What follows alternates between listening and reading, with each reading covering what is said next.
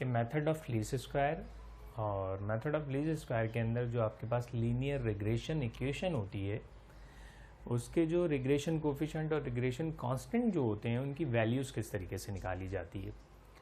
तो हमने शुरू किया है method of least square. Method of least square क्या होता है, देखिए यहाँ उसको लिख दिया है कि suppose we have a random sample of an observation. हमारे पास एन ऑब्जर्वेशंस का रैंडम सैम्पल्स है और वो कुछ इस तरह की ऑब्जर्वेशंस हैं कि x1 y1 यानी वो ऑब्जर्वेशन का सेट है, पेयर है, x1 y1 x2 y2 and so on xn yn, and we required to find the regression line, और हमें रिग्रेशन लाइन भी मालूम करनी है।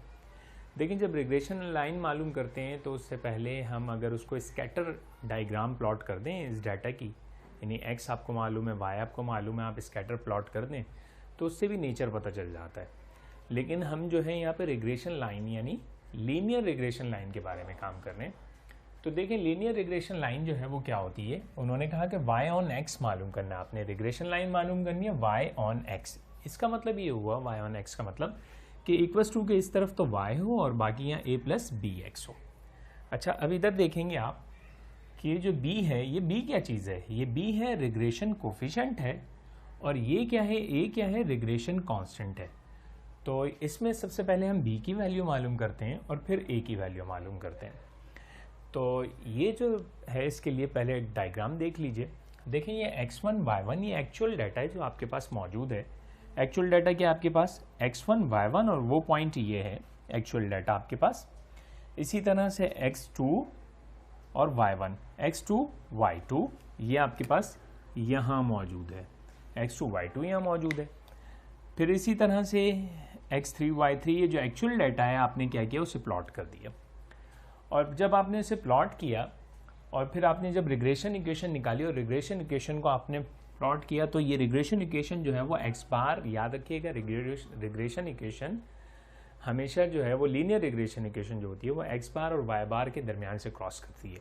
यानी देखें वो यहाँ से इस पॉइंट से प्लॉट होने के बजाय इसके ऊपर उसने एक पॉइंट लिया और उसको प्लॉट करता हुआ चला गया। तो हमने जो पॉइंट था x1 y1 कैप, ये y1 कैप क्या है, ये जो y1 है ये एक्चुअल वैल्यू है, जबकि ये y1 कैप क्या है, ये एस्टिमेटेड वैल्यू है। तो आप इन्हीं दोनों का जो डिफरेंस है, यानी ये एक्चुअल वैल्यू यहाँ है लेकिन हमने रिग्रेशन से जो प्लॉट किया वो इधर आ गया, इन दोनों का जो डिफरेंस है उसे हम कहेंगे E1 यानी एरर। रेजिडुअल कहें, स्टैटिस्टिक्स की लैंग्वेज में उसे रेजिडुअल कहते हैं, वैसे एरर भी कहा जाता है। तो ये एरर जो है, ये जो फ़र्क है, डिफरेंस है, वो उसे हमने क्या कह दिया, E1 का नाम दे दिया। याद रखिएगा कि रिग्रेशन इक्वेशन जब हम निकाल रहे हैं तो y ऑन x के लिए जब हम काम कर रहे हैं तो आप डिफरेंस जो है वो वर्टिकल लेंगे, x1 दोनों सेम है, y1 और y1 कैप, y1 से y1 कैप के दरमियान का जो डिफरेंस है उसे हम E1 कहेंगे। इसी तरीके से देखें x2 अपनी जगह मौजूद है, ये y2 है और ये y2 कैप, यानी ये जो है वो एस्टिमेटेड पॉइंट है और ये क्या है, एक्चुअल पॉइंट है। इन दोनों का जो डिफरेंस है उसे हमने कह दिया E2। इसी तरह सो ऑन हम चलते चले गए। देखें xi भी मौजूद है, इधर भी xi मौजूद है, लेकिन यहाँ yi है और यहाँ ये एक्चुअल पॉइंट है और ये क्या है हमारे पास, एस्टिमेटेड पॉइंट है। तो yi और yi कैप इन दोनों के दरमियान का जो डिफरेंस है हमने उसे कह दिया ei, यानी एरर ऑफ i या रेजिडुअल ऑफ i। इसी तरीके से yn पे आ गए, एक्चुअल पॉइंट और एस्टिमेटेड पॉइंट, इन दोनों के दरमियान का जो वर्टिकल डिफरेंस है उसे हमने क्या दिया, e ऑफ n। तो याद रखिएगा अब हमने क्या किया था, ये देखें y1 और y1 कैप इन दोनों के दरमियान का जो डिफरेंस था, ठीक है, उसका स्क्वायर ले लिया। जब उसका स्क्वायर लिया इसी तरीके से y2 और y2 कैप इसका स्क्वायर ले लिया, और इसी तरह सो ऑन करते करते हम कहाँ चले गए, yn माइनस yn कैप, यानी yn ये एक्चुअल पॉइंट और yn कैप इसका डिफरेंस ले लिया और स्क्वायर ले लिया। जब हमने इसका इस डिफरेंस और स्क्वायर ले लिया तो इसे कहते हैं सम स्क्वायर ऑफ एरर। क्या कहा जाता है इसे, सम स्क्वायर ऑफ एरर। भाई ये जो आपने y1 और माइनस y1 कैप था, y1 और y1 कैप, इसके डिफरेंस को आपने क्या कहा था, E1 कहा था। तो इसी तरीके से अब देखिए SSE, अगर मैं इन सबको सम कर लूं तो देखें, अगर मैं पहले ये एक काम कर लेता हूं कि इसकी जगह मैं क्या लिख सकता हूं, E1 कैप का स्क्वायर प्लस इसी तरह से e 2 कैप का स्क्वायर प्लस सो ऑन, और ये क्या हो जाएगा e i कैप का स्क्वायर, e i का square plus so on e of n का स्क्वायर। अब देखिए इसे मैं क्या लिख सकता हूं, इस तरह से लिख सकता हूं समीशन e i का स्क्वायर। तो इसीलिए इसे कहते हैं सम स्क्वायर ऑफ एरर, इसे कहते हैं sum square of error e i का स्क्वायर। अब मैं इसको वापसी अगर इस तरह से लिखना चाहूं तो यूं लिख सकता हूं समीशन क्या आ गया y i minus y i cap का स्क्वायर। देखिए इन सबके सामने प्लस है तो समीशन की फॉर्म में लिख दिया।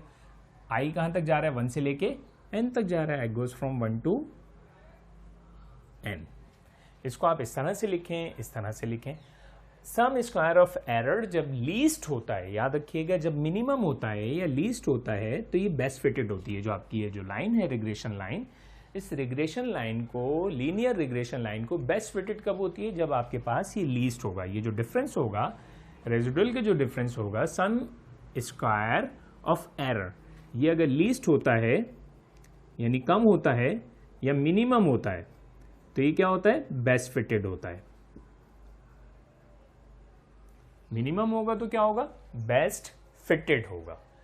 तो अब देखें हमें करना क्या है, इसका प्रूफ करना है कि ये जो a b का b की वैल्यू निकालनी है हमने रिग्रेशन कोफिशिएंट की, और a की वैल्यू निकालनी है। तो देखें ये y i जो है, ये y i इसके बराबर होता है, y के बराबर होता है y i कैप। ये क्या चीज है, y i कैप, जो y कैप है वो किसके बराबर है, a प्लस बी एक्स के।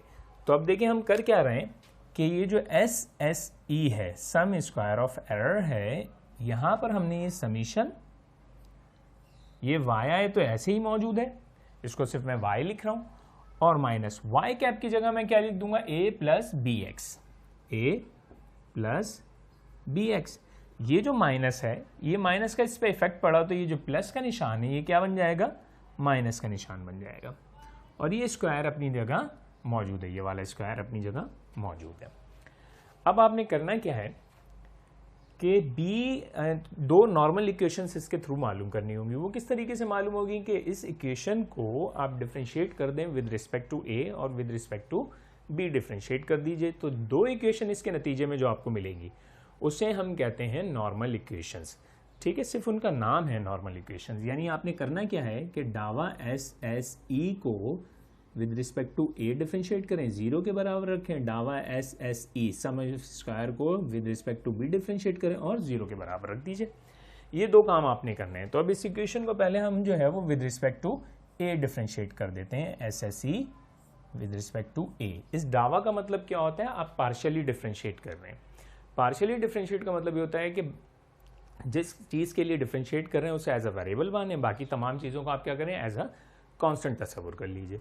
तो देखिए अब मैं अगर इसको डिफरेंशिएट करता हूँ विद रिस्पेक्ट टू ए तो होगा क्या कि ये 2 पहले आ जाएगा, समीशन y माइनस ए माइनस बी एक्स, और ये 2 में से एक कम हो जाएगा, 2 माइनस 1, तो 1 हो गया। क्योंकि अब हम तो with respect to a differentiate कर रहे हैं तो ये भी हमारे लिए कांस्टेंट हो गया, ये भी हमारे लिए कांस्टेंट हो गया। ए का डेरिवेटिव क्या होगा, माइनस ए का माइनस 1 हो गया। अब देखिए ये माइनस का 2 है आपके पास, ठीक है, इसको 0 के बराबर रख दीजिए, माइनस 2 समीशन y माइनस ए माइनस बी एक्स, और ये पावर 1 हो गई आपके पास, 2 माइनस 1 1 हो गई। तो लिखें ना लिखें कोई फर्क नहीं पड़ता। इस 2 को अगर मैं इधर भेज दूं तो 0 हो जाता है। तो देखें ये हो गया 0 के बराबर, और ये क्या हो गया आपके पास, अब समीशन को अंदर भेज दीजिए, समीशन y कांस्टेंट के साथ जब समीशन जाता है तो क्या बन जाता है, n बन जाता है, याद रखिएगा, और माइनस b समीशन x। क्या याद रखना है आपको कि जब समीशन c होता है यानी कांस्टेंट के साथ तो वो किसके बराबर होता है, nc के बराबर होता है, इस बात को याद रखेंगे। अब इस तमाम को, इन वैल्यू को उठा के उधर भेज दीजिए तो आपको क्या मिल जाएगा, समीशन y किसके बराबर हो गया, na plus b summation x। तो ये जो इक्वेशन मिली है आपको, इस इक्वेशन को आप क्या कहेंगे, नॉर्मल इक्वेशन। ये पहली नॉर्मल इक्वेशन मिली। अब आप क्या करेंगे इसी चीज़ को, इसको आप क्या करेंगे, with respect to b differentiate करेंगे। जब आप इसको with respect to b differentiate करेंगे तो फिर जो आपको इक्वेशन मिलेगी वो सेकंड नॉर्मल इक्वेशन मिलेगी। फिर उन दोनों को साइमल्टेनियसली जब हम सॉल्व करेंगे तो हमें बी और ए की वैल्यू मिल जाएगी। तो देखिए ये तो हमें इक्वेशन 1 मिल गई। अब हम सेकंड टाइम इसे डिफ्रेंशिएट करते हैं विद रिस्पेक्ट टू ए। अब देखिए ये जो आपके पास सेकंड इक्वेशन है, पहली इक्वेशन तो आपको मिल गई, नॉर्मल इक्वेशन 1 मिल गई। अब सेकंड नॉर्मल इक्वेशन आपको किस तरीके से मिलेगी, क्या आप इसको with respect to b differentiate करें, पार्शियली डिफ्रेंशिएट करें, और जो इक्वेशन मिलेगी वो आपको सेकंड नॉर्मल इक्वेशन मिलेगी। तो अब हम इसको डिफ्रेंशिएट करते हैं। पहली इक्वेशन तो मैंने यहाँ लिख दी कि पहली इक्वेशन आपको किस तरह से मिली, डावा एस एस ई, आपने इसको डिफ्रेंशिएट कर दिया विद रिस्पेक्ट टू बी और 0 के बराबर रख देंगे। तो देखें 2 यहाँ बाहर आ गया, समीशन y माइनस का a माइनस का bx, और 2 में से एक कम हुआ तो 2 माइनस 1 हो गया, और इसको जब डिफ्रेंशिएट करेंगे b का डेरिवेटिव 1 हो गया और माइनस का x आपके पास बन गया। तो देखें अगर मैं इसको इस तरह से लिख दूं कि ये 0 हो गया, माइनस का 2 समीशन y माइनस a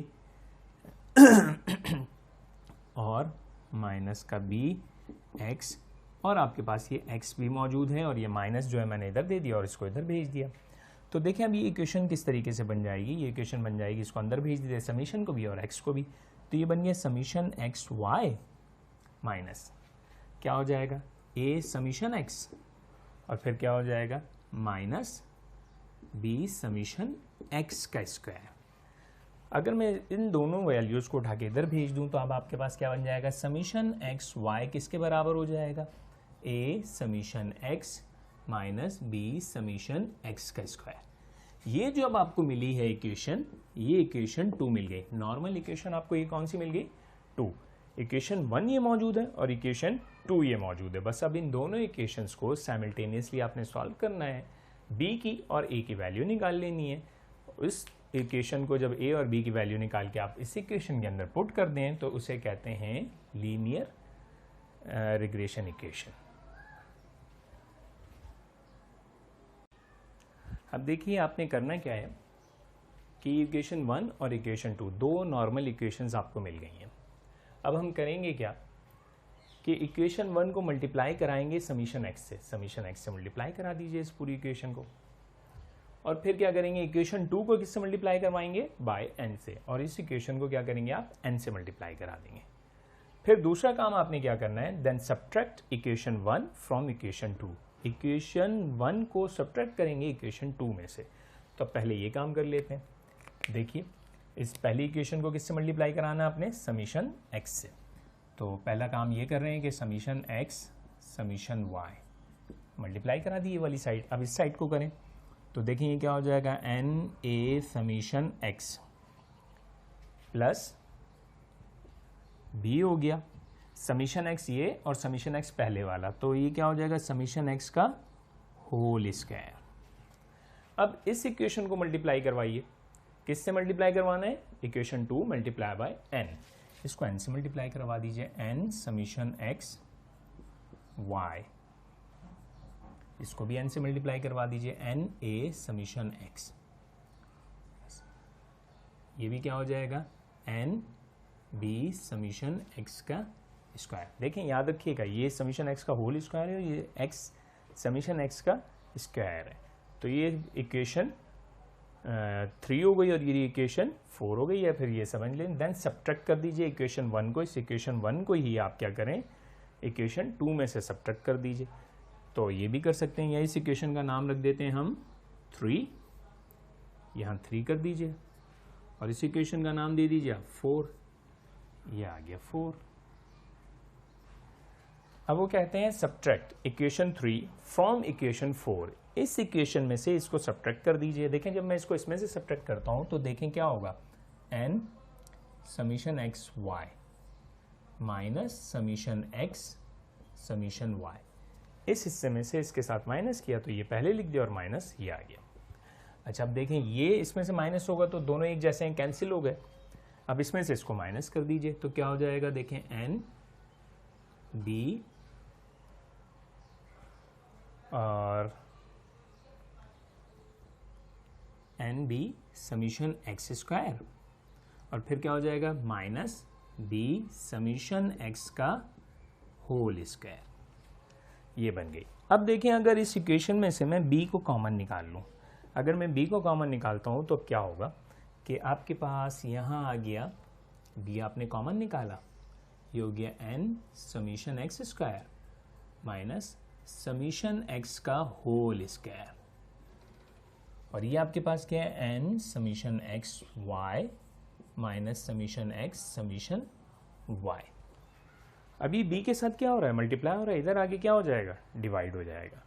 तो अब b की वैल्यू आपके पास क्या आ गई, b बराबर हो गया आपके पास n summation x y minus summation x summation y, और डिवीजन के अंदर आपके पास क्या आ गया, n समीशन एक्स का स्क्वायर माइनस समीशन एक्स का होल स्क्वायर।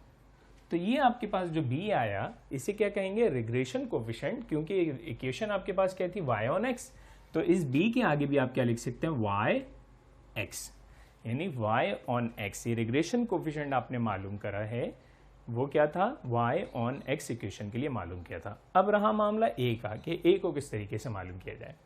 तो देखिए बहुत सिंपल है, अगर इस इक्वेशन को, इक्वेशन 1 को अगर मैं n से डिवाइड करा दूं, तो अगर मैं इस इक्वेशन 1 को इक्वेशन 1 डिवाइडेड बाय n, तो होगा क्या, इस इक्वेशन को देखें summation y divide by n equals to n a divide by n plus b summation x divide by n।